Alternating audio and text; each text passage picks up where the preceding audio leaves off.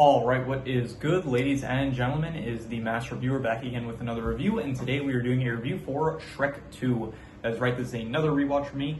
I don't remember if I mentioned this in the first Shrek review, but this is in preparation for a viewer recommendation. So, yeah. Anyway, so this is a rewatch for me, and I'll say this. I'm kind of just waiting for the actual Shrek movie ranking to speak on like my thoughts on the films, but in general, like my consent, like the first time I watched all the films, I thought that the first one was probably my, I think I will probably just save this for the actual like movie ranking, but I do think that the second film, I think it is definitely the most overrated one. Like people say like this is better than the first one. I don't think it's better than the first one. I'll just start off by saying that.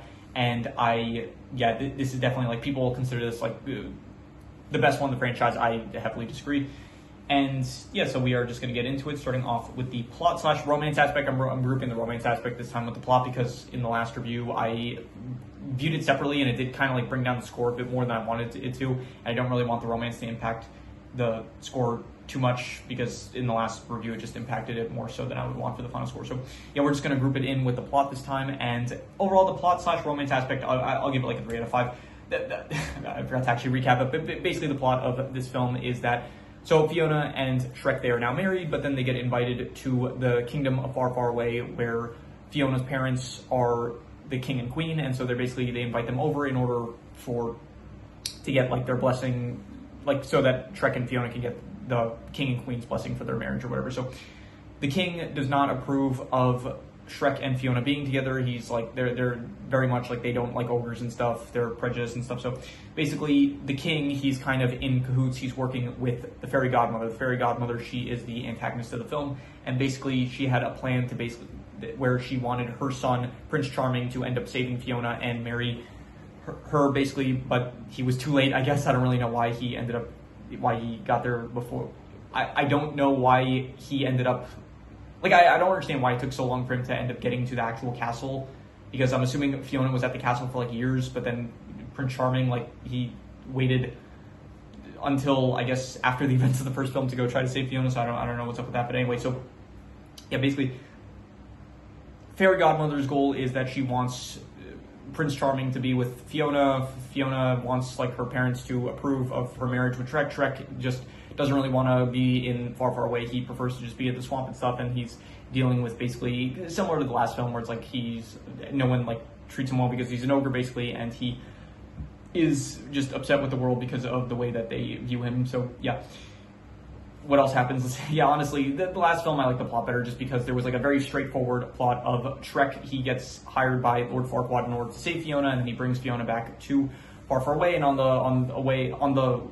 on the way back, basically, he falls in love with Fiona, and then that leads like to the final developments of the film and stuff. And so I thought that is just a much more better, straightforward plot. This is one of those movies where it's like some movies, like there's no real end goal in mind, and this film is like one of those films where there's not really an end goal in mind, where basically it's just Fiona and Shrek, they're in Far, Far Away, but there's like it's not really building up to anything. Like at the end, there is like a final third act confrontation and stuff like that, but I know it honestly feels like a lot of stuff happens in this film where there's also this plot line where I completely forgot to speak about this, but basically Shrek, he ends up taking this potion that ends up turning him into human as well as Fiona, and then he needs to kiss her before like midnight with the potion still in effect in order for it to be permanent, and then he'll be human as well as Fiona permanently and stuff. And Donkey also takes the potion, so he turns into like a horse. Basically, they meet Puss in Boots along the way. He's introduced in this film, and he was hired initially by the king in order to defeat Shrek. And yeah, so Shrek's like handsome and human, and he eventually gets like captured, I think, and then eventually he manages to escape with the help of some of the fairy tale creatures. And then there's the final act where basically at this point Prince Charming is pretending to be Shrek and actually trying to get Fiona to fall in love with him, but Fiona can tell that it's not actually Shrek. And so the final confrontation of the film happens where they go to like the Muffin Man's house, where I have no idea where they got this idea from, but they just randomly decide like, hey, let's go to the Muffin Man's house. Let's make this like, I don't know, 20-meter tall like gingerbread man that we will use in order to break into the castle. And so that's what happens. And then they're playing like I Need a Hero, the fairy godmother. She's singing that song when like they're breaking in, and Prince Charming is dancing with Fiona and stuff, and like it's final confrontation, which honestly this is like the best part of the film in my opinion, probably like the actual final confrontation. And then eventually they break in. fairy godmother, she is about to like cast a spell that would, I guess, destroy Shrek or whatever. But then the king, he jumps in to block the shot of the fairy godmother. By the way, before this even happened, there's like a lot of details I'm forgetting to mention, but there's also like this thing where the fairy godmother, she like told the king to put a love potion in Fiona's drink, but then he decides not to. Because he ultimately wants like Fiona to choose her own love and stuff. So yeah, so the king kind of redeems himself by taking the shot that fairy godmother shot at Shrek, and for some reason it turns him into a frog. Like originally he was a frog, I'm pretty sure, but that for some reason the spell that she cast that was meant to destroy Shrek, it turns him into a frog, which I don't really know why that's the case, so then in the process of doing so, like he's wearing armor which reflects the same shot, which turns her into bubbles, so I don't know why that happened either, but anyway. So yeah, basically the fairy godmother was defeated. I think at some point earlier, Fiona, she headbutt Prince Charming, and so he's unconscious now, and then basically, it's almost midnight, Shrek basically says, okay, if you want to stay this way, we can stay human, I'll be willing to do that for you, but then ultimately she decides that she loves Shrek for him being an ogre and all of that, and she's happy to be an ogre with him, so they wait until midnight passes, and then, so they transform back into ogres, and then they kiss, and then, everyone's happy and stuff, and they have a whole dance party sequence, and they sing the song Livin' La Vida Loca, and honestly, it's a good track. I'm not like, this franchise does have like some pretty iconic like music scenes, like specifically All Stars in the first film. This film especially, everyone like references this film as having the whole I Need a Hero, that whole scene with the fairy godmother singing that. Honestly, I don't really care for those, as like they're fine, but I'm not like as big of a fan as most people are, I would say. But honestly, I really like the final scene of the final party going on with Livin' La Vida Loca. I did like that musical number that they had there. So overall, the plot, I would give it like a 3 out of 5. It's just not, it's all right, but honestly, even 3 out of 5 is being generous, I would say. The first film, I ended up giving it like a 5 out of 5 because I think it's like a really good, straightforward, like really clean plot that it had, like with just Shrek, he's alone, these fairy-tale creatures come in, he goes to Farquaad in order to like find out what's going on with that, and then Farquaad basically says like, okay, you rescue Fiona for me so I can marry her, and then I'll like rid the fairy tale creatures from your swamp and stuff. And it's like a really just good, clean, straightforward story, whereas this film, it's like just a lot of stuff is going on where it's like, I don't know, Shrek, he's like feeling insecure about himself. It's like just a lot of like drama with the family and like Shrek not being accepted and stuff. And it doesn't even feel like an adventure, where the last film actually did feel like an adventure. So I'll give it a 3 out of 5, but honestly, I might even be a bit generous with that. And you know what, I'm gonna be harsher with this, because if I don't really, I'm just gonna be harsh with it. I'm just gonna give it a 2 out of 5. I didn't really like it that much. It just did not work as well, like just in comparison to the last film, and just in general, I did not think that the plot was that great. And so I'm just gonna give it a 2 out of 5, I would say. In terms of the characters, I still think that this film has some good additions. I do like Prince Charming, he's nice. I don't really like the fairy godmother as much as a villainess compared to, I guess, Lord Farquaad. Lord Farquaad just felt a bit more fun, I would say, where the fairy godmother, I don't know, it's like her plan is like the actual thing of Shrek turning into human, that wasn't even part of her plan initially. It's like she was just she basically just told the king like, okay, here, take an axe, like get rid of Shrek somehow. And it's like she's not the one that's even like trying to get rid of Shrek. She's just like putting that job onto the king. And eventually it's like Shrek does take the potion that turns him into human along with Donkey and Fiona. And it's like, okay, I'll use this to my advantage and start manipulating stuff. And then, eventually the actual final confrontation, I don't know, it's like, she feels, I guess, menacing and powerful, probably more so than even Lord Farquaad did, but she doesn't actually, like, do anything ever to really prove her, like, menacingness, strength and stuff, so she just, like, manipulates, and she's, like, kind of harsh to certain characters, specifically the king, who he himself is, like, kind of a coward in general, so I would say that I did not really like Fairy Godmother of, Prince Charming I did like, though. I thought Puss in Boots, he's a great addition to the cast as well. I think Donkey is still pretty fun. Shrek himself is not as good as the last film, but I still think, because just in this film he feels more insecure, I guess, than the last film, and it's like the last film we already had the whole insecure arc with himself being an ogre and stuff, and I think that maybe just the fact that we're continuing with this whole plot line is just, I'm getting a bit tired of it, maybe, so I know that the next film, I'm pretty sure the next film, it's like they do actually go with something different. It's like not just him being insecure about being an ogre, it's him like worried about being a father or something like that, which is a bit different. So in terms of, what else? Let's see here. So Shrek don't like as much Fiona. She's like, honestly, she's like not even in the film as much, definitely not in the film as much as she was in the first film. I do like the king. The king's actually, I think that it's kind of interesting because he's like, he ultimately is like kind of racist towards ogres, but at the same time, it's like he is very much like he just kind of wants the best for Fiona. He genuinely thinks like that Fiona would not be happy with Shrek, I guess. And so by the end of the film, he does redeem himself, which is nice. So I think the king was good. I also like the queen as well. She's not as prominent as the king. The king definitely has more screen time than the queen, but the queen does have some moments where it's like she's talking with, I think his name was Harold, so I did like the moments with the queen as well.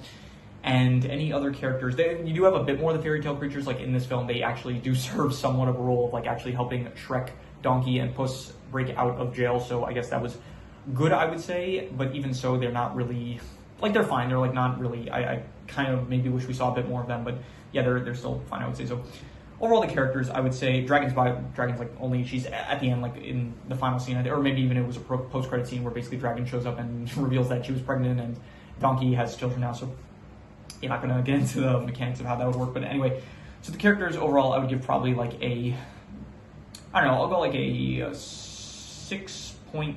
I'll be generous. I'll say that they were good characters still. So in terms of the settings, this mostly takes place in the kingdom of Far, Far Away. Besides that, you have a bit of the swamp again, which you get to see like towards the start, I would say. But besides that, you don't really see. Yeah, it's mostly just all taking place in Far, Far Away, and it looks better. It's cooler than Duloc. I would say Duloc, it's like very much of a stale kind of. It's meant to be like, oh, there's not meant to really be a lot there because it's supposed to be like this town that nothing really happens, because if you like get out of line or mess something up there, then you'll get punished by Farquaad, I guess. So Duloc, it was like very much a, I want to say like totalitarian like kingdom, something like that, and whereas Far, Far Away actually feels like a bit more of a lively kingdom, I'll say. So I do like Far, Far Away more than Duloc.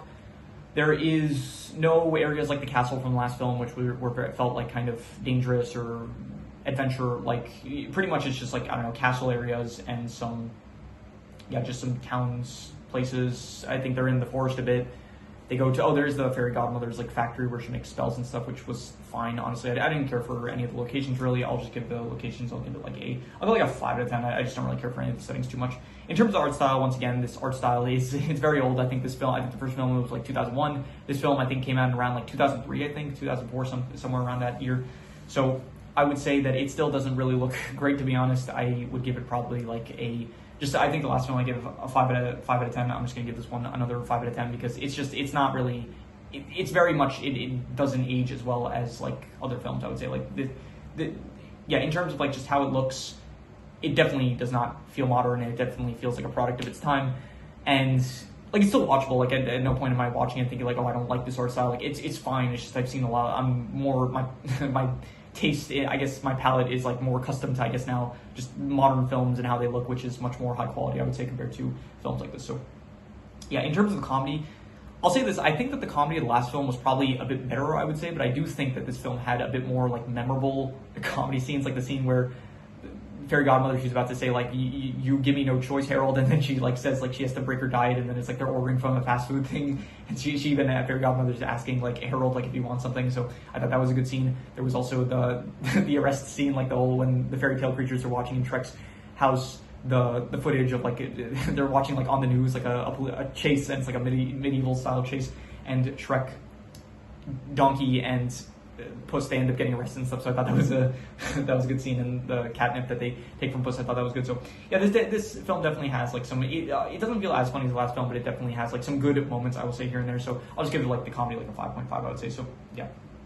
In terms of the worst thing, I think I'll just read the worst score, which was the plot. I gave it to a plot / like romance, I guess. I don't know. I don't even know if I should even rate the romance, because the romance like the romance was I guess Shrek and Fiona, they fought a bit about like, I don't know, compromises and stuff, and then like if Shrek is doing as much for Fiona as Fiona has done for Shrek or something like that, and then by the end of the film it's like they're still in love and stuff, they still want to be together, and they end up kissing at the end. So yeah, the romance in the last film was probably better. This film, it's just like kind of, they argue a bit, but then by the end of the film they still love each other, which was fine. So honestly, I don't really know if I'm really, like the film I do still consider a romance, but I don't really want to rate the romance as its own category, I would say, because I just have no real thoughts on it. So I guess I'm just not gonna, I just won't give a score to the romance, because I don't feel like it. So yeah, in terms of the worst thing though, I'm just gonna read the score, which was the plot. This plot did not work as well for me as the last film. Like the last film, I think the best score I ended up in the last review, I think I gave the plot like an actual 5 out of 5, but then the best thing I said was like Shrek and Donkey's, like their friendship, I gave like an 8.5. But a 5.5, when you double that, that's like a 10. But also, if you would double a 4 out of 5, that would be an 8. So if I get to an 8.5 range, then if me doubling a 5 out of 5, it's between the range of an 8 to a 10 out of 10. So I would still, yeah, I ended up giving the best score to like the Shrek and Donkey friendship. But even so, I still think that one of the best things about the last film was the plot itself. And then this film, like in comparison, the plot just is definitely not as good, I would say. And in terms of the best thing, I would say that the best thing was, I'm not really sure.